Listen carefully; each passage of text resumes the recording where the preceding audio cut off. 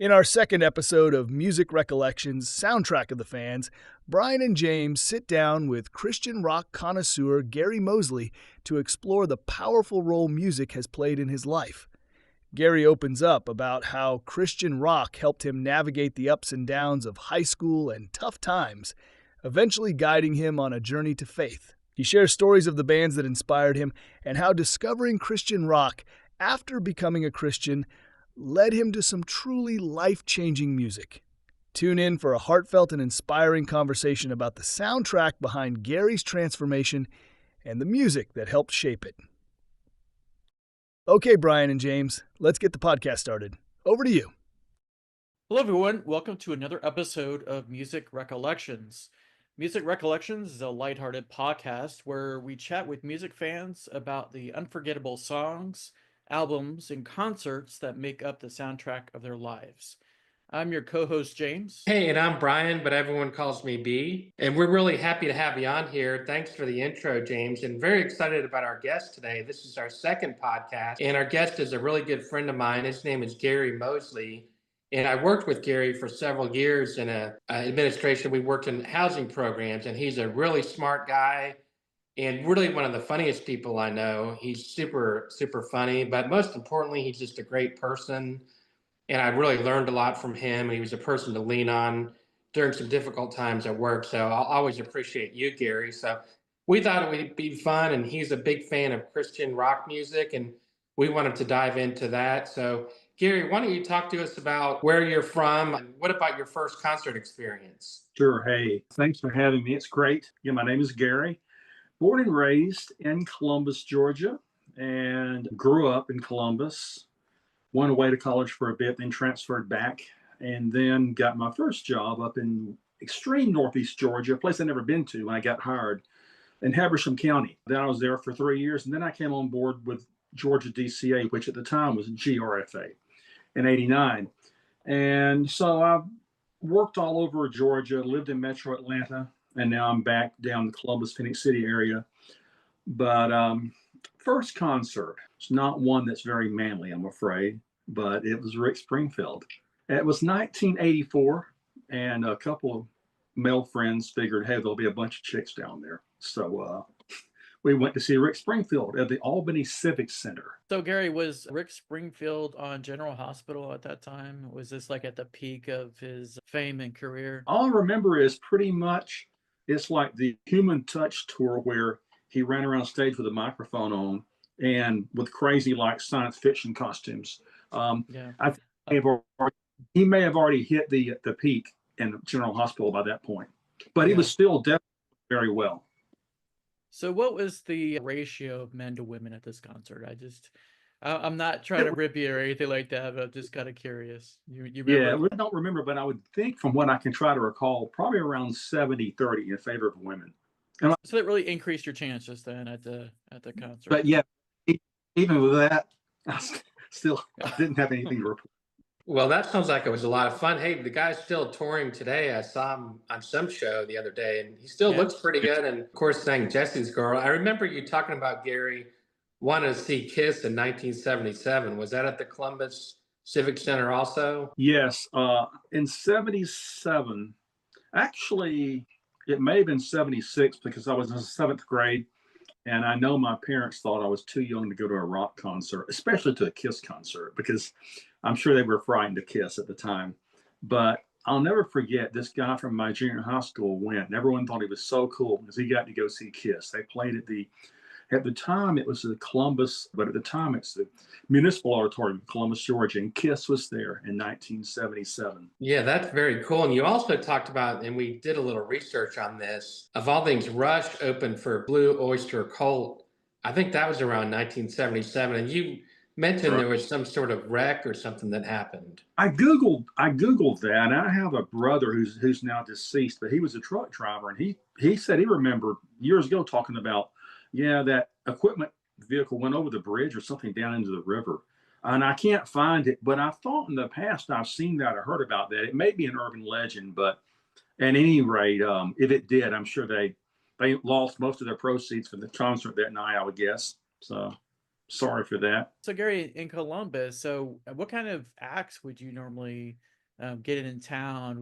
Would everyone kind of eventually land in Columbus, or would they just mostly go to Atlanta and you just kind of get I some think, other acts? Or it seems you like, know, yeah, you've had a great selection of concerts back then. yeah, I think, and it was much better. Ironically, when the population was a bit lower in the 70s and 80s, they had a much bigger draw, I think.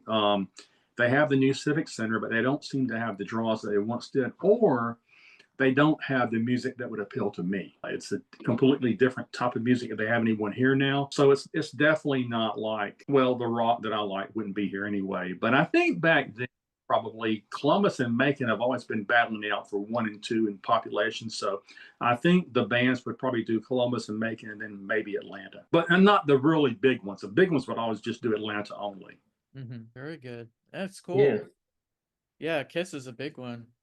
Yeah, I've always wanted to see them in concert, and either didn't they have like a period in the 80s or 90s where they went makeup free and Yes. and They had people an album entitled Unmasked. And ah how smart was that? They had no makeup, yeah. entitled Unmasked. Just genius work there. Yeah. And I Yeah, seem to remember, Gary, at some point your theme song was "I Want to Rock and Roll All Day and Party Every Night." Well, I think that was probably there in DCA. I wanted to get out of there and be anywhere except for there. No, that's right. But that first concert, getting back to Rick Springfield, it really does hit you differently, and you Yes. never forget it. We talked about I saw Michael Jackson and James with Richard Mark, so those are a lot of fun. But do you remember? Did you go with your brother or friends, or who I did you go recall with? well, I went with two friends. One I've known since second grade, and we were still friends. He and his other friend, we rode down there on a Volvo 240 to Albany, and everyone's wearing like super tight muscle shirts and bright colors with parachute pants. So it seemed like it made good sense at the time. Looking back, maybe it didn't, but we were young. Yeah, that's right. Sounds like Hot Tub Time Machine, that movie. yeah. Yeah. So Gary, I'm interested because you have your Striper shirt on, and Yes. I'm really interested to see how your music tastes have kind of evolved over the years. Okay. Could you talk a little bit about that? Sure. There's a period in the 90s where I was kind of like listening to older music and also newer stuff, but became a Christian in 2005 and I began to seek out positive Christian music, but I didn't like the commercial stuff on the radio. So I found 3 or 4 really good Christian bands, and I'll never forget. I forget the name of the channel on XM. Or at the time, it was satellite XM, but now it's Sirius. Around the early 2000s, they had a channel that was Christian, but it was only Christian metal, and it's music you would never hear anywhere else.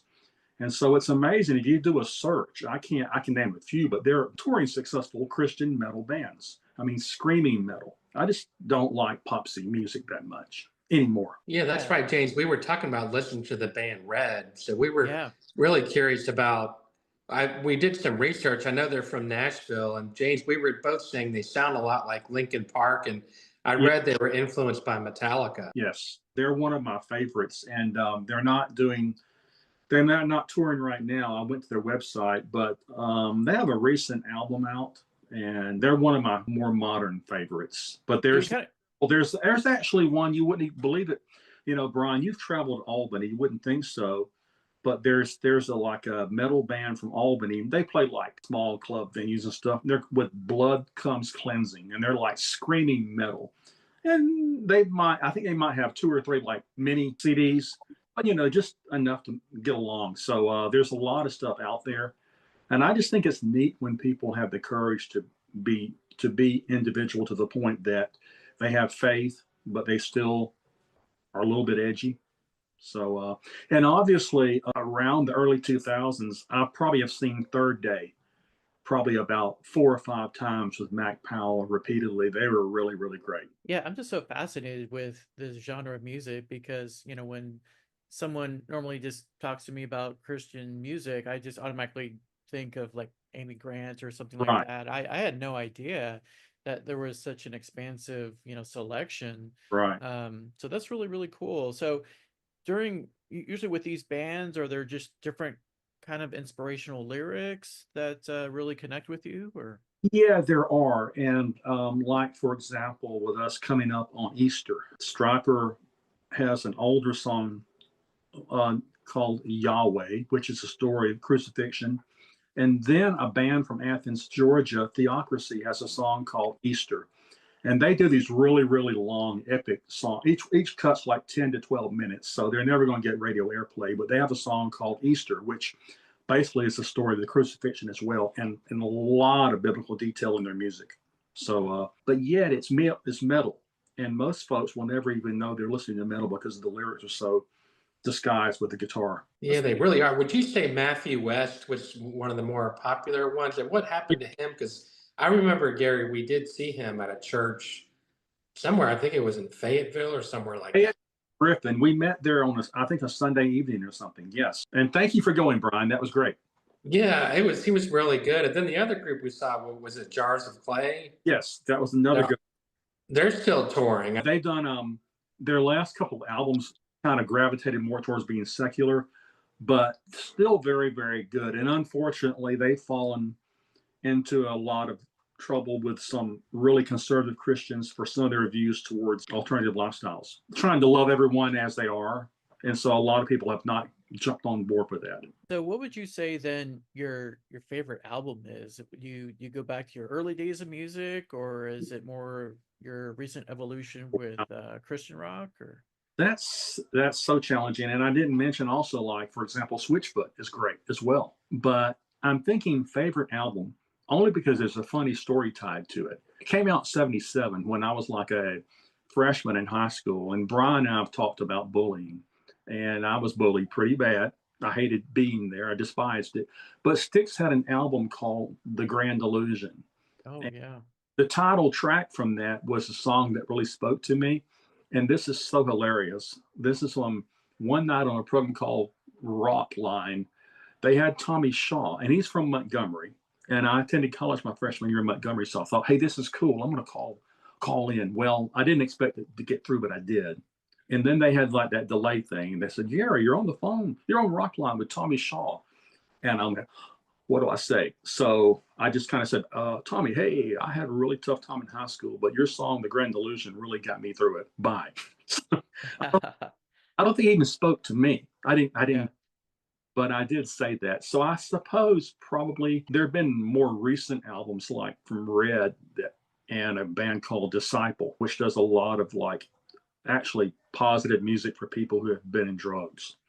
But I think looking back over them all, I would say The Grand Illusion because of where I was at the time that came out. And I know it's probably silly, but that particular song really, really speaks to me about what I was going through at the time around 1978. Yeah, that's super interesting, Gary. Yeah, we have talked about that. I experienced bullying too, and it's horrible, but you do escape with music. I remember that song "Come Sail Away," and I remember jumping around my room cranking that song up. I mean, my brother had the 45. Yeah. So there's nothing like that guitar solo and "Come Sail Away." On the album, Come Sail Away, I think was each song had only 4 tracks each, and that was like the 4th track on side 2. And another one on that same album was a song called Miss America, which was really critical of media and how women have to be a certain kind of person to be attractive. And it was just it was really, of course, you know, being a bullied person, as a guy, that song can speak to you as well about not fitting in and not being considered attractive. So it was probably The Grand Illusion by Styx. Yeah, they were ahead of their time, James, for sure, wouldn't you say? Oh yeah, for sure. Yeah, especially like concept albums. And yeah, I mean, Tommy Shaw has a unique voice that's just second to none, really. Just amazing. And I hear that he's still touring, and his voice is great. Right.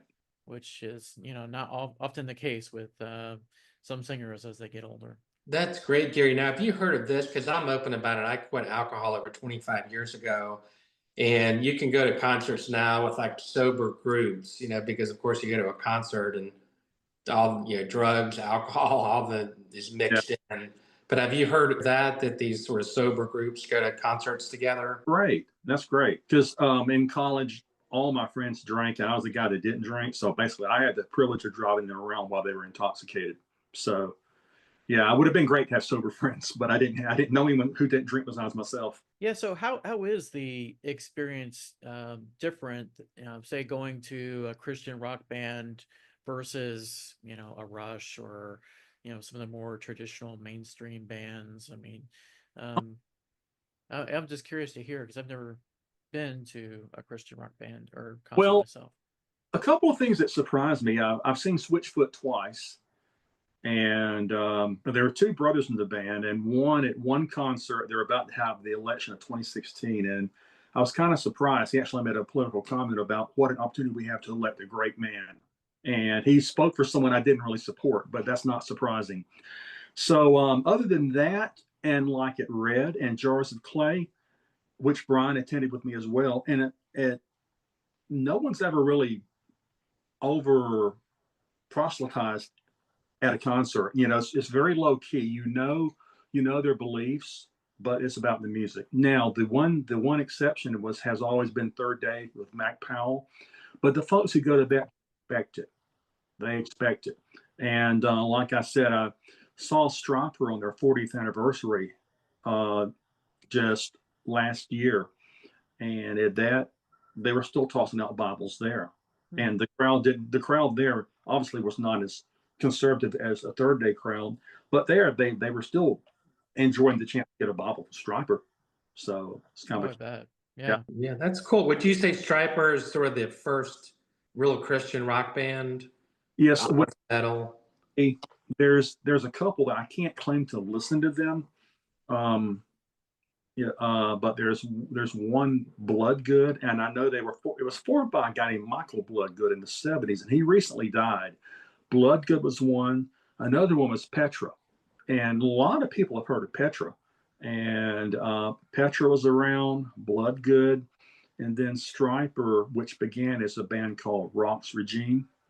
And their story goes, Michael Sweet says they were trying to do rock and roll, and they were raised in a church, but they really got into music, and they started partying on the Sunset Strip in Los Angeles. And then for about 2 years, and he said, you know what, we were going the wrong direction. And their band was Rock's Regime, so they decided to change their name, and kind of switch. That was around '83, and then they really went big in '84. But no one really brings up the faith, as you know. So Brian, you saw Jars of Clay, and I mean they don't really bring it up that much.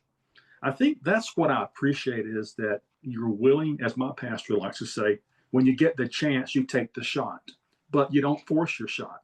You wait for someone to bring it up. When you see the opportunity, then you share faith with them. And so I think that's what most Christian bands probably do. Yeah, definitely. That was my experience going to those two shows for certain. And I want to say Jars of Clay had a top 20 hit about 10 years ago, maybe. Oh, lots. And the last couple of albums, if you guys check them out, they're really, really good. The songs are more towards like relationship stuff, but still very, very good. Oh, I was just gonna say, it's so interesting to hear because, you see in the news so many bands, that's really their downfall is they get into, drugs, sex, drugs, and rock and roll. Right. And that usually breaks up the band or causes friction, and people don't show up for rehearsal or they start late and just all these other things. So it is interesting to see. Yeah, I didn't research the story further, but I know a couple of years ago I heard this big thing about apparently a long time ago, Striper used to catch the grunt of a lot of stuff. They would try to tour like with the Motley Crue, and they were making fun of Striper. And people question their musicianship. Like Motley Crue is so great. Then I heard last year where apparently Motley Crue is using tracks and not even playing their instruments at some shows. So I love to hear it. That was hilarious. So these bad boys really are just not all that much after all. And Striper, then I've been reading more and more where Michael Sweet and his brother in Striper and the guitarist Oz are really among the best. And because not being a musician, I didn't know this, but apparently to maintain vocals the way that Michael Sweet's maintained them over 40 years, as you get older, you don't sing the same high notes, but he still does it. Yeah, that's very cool. So someone who's just getting into Christian rock, what albums or bands would you recommend that they start listening to, or what radio stations? I don't think the 104.7 in Atlanta, The Fish, I'm not sure if that's around anymore. That is, and there's also one Joy FM. However, I really wish that I could access my phone and not lose the call, because there's a station. Where is it from? I've got it on my phone, but you would be surprised at the metal that you hear there. And man, yeah, it's on my phone. I'm afraid if I swipe up, I'll lose the call. But I really must share that with y'all. It is, I forget the name of it, but it's an app on my phone, and they're really good. To answer the question, I would say probably you'd want to know what kind of music do they probably like. Yeah, if they're a mainstream person, I think the radio would be great, because there's Christian music now that you get on like Joy FM.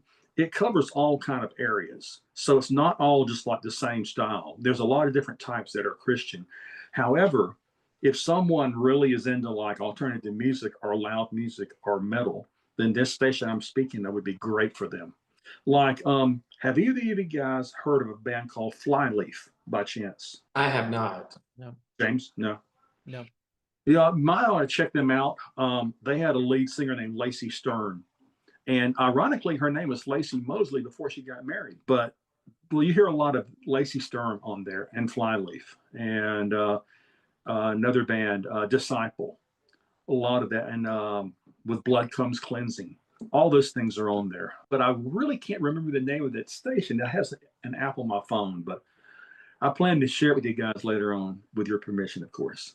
Yeah. Yeah, Good. James, we can share that in the notes, correct? Absolutely. Yeah. That'd be We'll great. put those in the notes. Yeah. Yes. So final thoughts, Gary. How has music changed your life? Okay. It's funny over the years, because as Brian knows, at DCA, I actually took lessons and I tried to play bass for a little while, but I found that I just couldn't do it. Could not. And it's okay. I accept that now. So it's changed my life in that I've learned to simply enjoy it. I think that I, from time to time, find bands which really speak to me because they sing about and write about adversity, and but they have a good faith message, but yet they're still not what you expect to see. And I like that when people are caught off guard, they find out someone they thought was depraved is actually a very, very spiritual, godly person. And so it's changed my life, and it's taught me to listen to everything and look for the good in all music. I've got certain types that I like far better than others. However, I know that good can be found in anything. I love that. Well, that's excellent, Gary. We really appreciate this, and just really appreciate your friendship and being there for me during some tough times at our agency, about 5 or 10 years ago.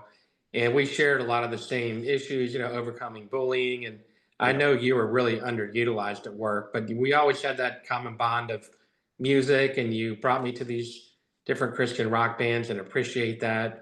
And just a great guest, and we really thank you a lot for this. And you can find us on YouTube. The name of our channel is Music Recollections, Soundtrack of the Fans, and you can contact us at music.recollections@gmail.com. So we'd love to have you on as a guest. If you've even seen Taylor Swift or Beyonce or been to Woodstock, that type of thing, we would love to talk to you. So we really appreciate this, Gary, and thank you to my co-host James for putting all this together.